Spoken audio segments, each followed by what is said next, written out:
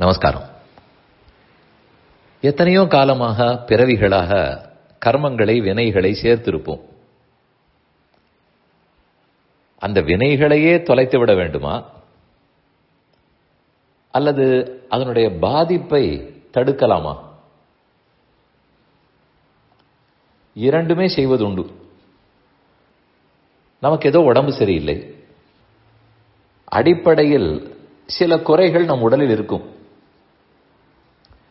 அது கல்லீரல், நுரையீரல், ஹிருதயம், எங்கு வேணுமானால் ஏதோ ஒரு குறை இருக்கலாம்.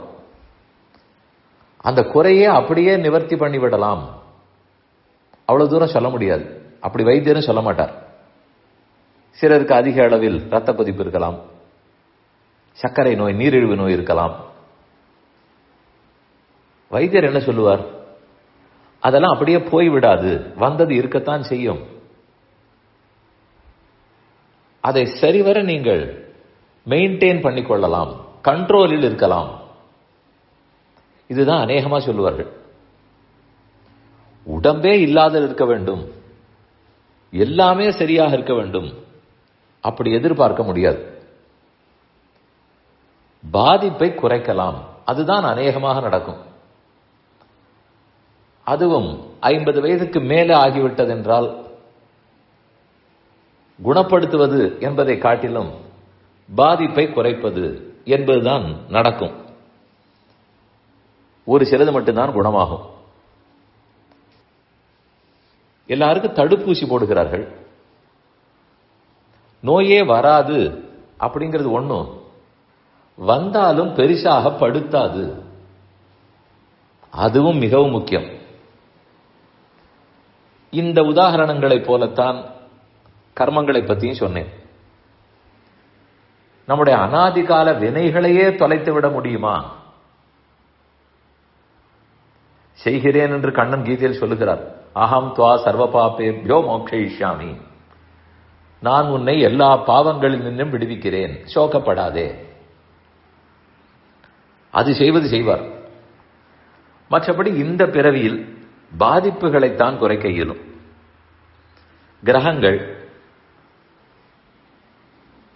நமக்கு இப்போது இந்த தசை, இந்த புக்தி, இந்த தசை, இது 7 நாடு, இது 7ஆம் இடம், இது 8ஆம் இடம், அந்த இடத்தை எல்லாமா மாற்றிவிட முடியும்?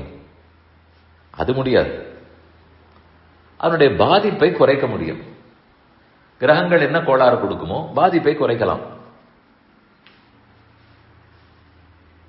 இதை பற்றி வால்மீகி ராமாயணத்தில் பார்த்தால் அங்கே இதுக்கு சாட்சி இருக்கிறது. ஹனுமான் தூது சென்றார், ராவணனிடத்தில் எடுத்து சொன்னார். ராவணன் அவரை கொன்றுவிட வேண்டும் என்று ஆணையிட்டான். விபீஷணன் தடுத்தார். தூதனாக வந்தவனை கொல்லக்கூடாது. சரி, என்ன பண்ணலாம்? வாலிலே நெருப்பு வைத்தனர். நெருப்பு எரிகிறது. அவருடைய வாலிலேயே தான் நெருப்பு எரிகிறது. அப்போது சீதை அருளுகிறாள். யத்யஸ்தி பதிசுஷ்ரூஷா யத்யஸ்தி சரிதந்தபஹ யதிவாத்து ஏகபத்னித்வம் சீதோ பவ ஹனுமதஹ. ராமன் ஏகபத்னி, ஏகதார விரதன், அது உண்மை. ஆகவே இந்த நெருப்பு சுடாமல் இருக்கட்டும், வால் சுடாமல் இருக்கட்டும். இதுபோல் 4 முறை சொல்லுகிறாள். எதிவா பாக்யசேஷோமே சீதோ பவ ஹனுமதஹா, ஹனுமானுக்கு இந்த நெருப்பு குளிர்ச்சியாக இருக்கட்டும், சுட வேண்டாம். ச விஜானாதி தர்மாத்மா சீதோ பவ ஹனுமதஹா அஸ்மாத் துக்காம்பு சம்பரோதாத் சீதோ பவ ஹனுமதஹா. திரும்ப திரும்ப சொன்னாள். அந்த வாலிடப்பட்ட நெருப்பு சுடவில்லை. ஹனுமானுக்கு ரொம்ப வியப்பு. ஏது நெருப்பு கொதித்துக் கொண்டிருக்கிறது, நெருப்பே அணைந்து போய்விட்டது, அது வேறு. நெருப்பு அணையவில்லை, எரிந்து கொண்டிருக்கிறது. ஆனால் எரிச்சல் இல்லை. நெருப்பு எரிகிறது, அதனால் எரிச்சல் வர வேண்டாமா? அது இல்லை. எதிதாவது சமுத்திரஸ்ய மைனாகஸ்ய தீமதா ராமார்த்தம் சம்பிரமஸ்தாதிற்கு கிமக்னிர்ன கரிஷ்யதி. ஏன் நெருப்பு என்னை சுடவில்லை? இப்படித்தான் இருக்க வேண்டும்னு அவரே சமாதானப்படுத்திக் கொள்ளுகிறார்.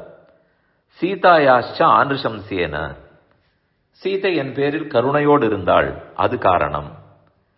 தேஜசா ராகவஸ்யச, ராகவனுடைய வெற்றி, ராகவனுடைய ஒளி, அதனால் இது சுடாமல் இருக்க வேண்டும். பிதுஷ்ட மம சக்கியேன, என் தகப்பனாரோடு இந்த நெருப்புக்கு இருக்கிற நட்பு. அது யார் இவர் தகப்பனார் நெருப்புக்கு நட்பு? ஹனுமானுடைய தகப்பனார் தந்தை வாயு பகவான், வாயு குமாரர் தானே அவர், வாதாத்மஜர். உபனிஷத்துக்கள் சொல்லும் போது இவ்வுலக படைப்பில் முதலில் ஆகாயம் படைக்கப்படும். ஆகாயத்திலிருந்து வாயு, வாயுவினிடத்திலிருந்து நெருப்பு. அப்ப நெருப்பும் ஹனுமானும் சகோதரர்களோ, உடன் பிறந்தவர்கள்? ஏன்னா வாயு பகவானுக்கு ஒரு பிள்ளை அக்னின்னு கொள்ளலாம், வாயு பகவானுக்கு மற்றொரு பிள்ளை ஹனுமார். அப்ப அவ்வளவு நட்பு இல்லையா? அதனால்தான் இந்த நெருப்பு என்னை சுடாமல் இருக்கிறார் போலும். ராமனுடைய அருள், சீதையினுடைய அருள், வாயு பகவானுடைய அருள், இதெல்லாம் இருந்தால் நெருப்பு எரிந்து கொண்டே இருந்தாலும் நமக்கு அதன் எரிச்சல் இல்லைன்னு புரிகிறதா? அதே விஷயத்தை தான் இங்கும் சொன்னேன். நமக்கு எத்தனையோ பாபங்கள் இருக்கலாம், ஆனா அந்த பாபத்தினுடைய பாதிப்பை இறைவன் அருளாலே குறைத்துக் கொள்ளுகிறோம். ஆச்சாரியர்கள், மகான்கள் அவர்களுடைய அருளால குறைத்துக் கொள்ளுகிறோம். நல்லவர்களோடு இருக்கிற நட்பாலையும் குறைத்துக் கொள்வோம். அது பாக்கியத்தாலையும் குறையும், நம்ம மனப்பக்குவத்தாலையும் குறையும். அதனால் ஹனுமான் சொன்னதிலிருந்து பாபத்தையே அழித்து விட முடியும், நெருப்பையே அணைத்து விட முடியும் என்று நினைக்க வேண்டாம். அதன் பாதிப்பை குறைக்க முடியும். பல சமயங்களில் அதுதான் நடக்கும்.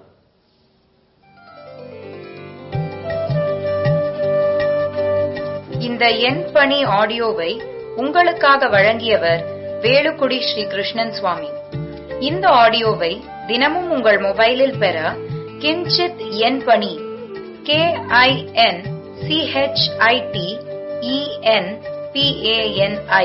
என்ற ஆப்பை கூகுள் பிளே ஸ்டோரிலோ அல்லது ஆப்பிள் ஐ ஸ்டோரிலோ டவுன்லோட் செய்து கொள்ளவும். தினம்தோறும் இது போன்ற உபன்யாசங்களை கேட்டு மகிழவும்.